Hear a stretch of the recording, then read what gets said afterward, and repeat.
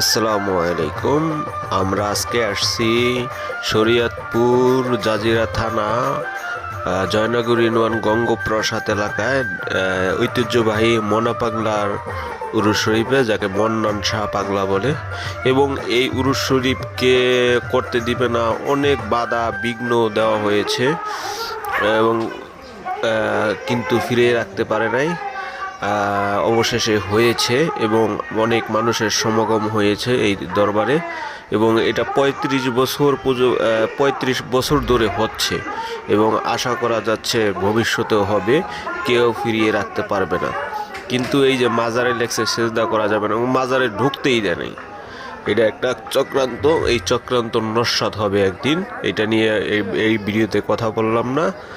তো এই অনুষ্ঠানটায় আমরা গিয়েছি, অনেক ভালো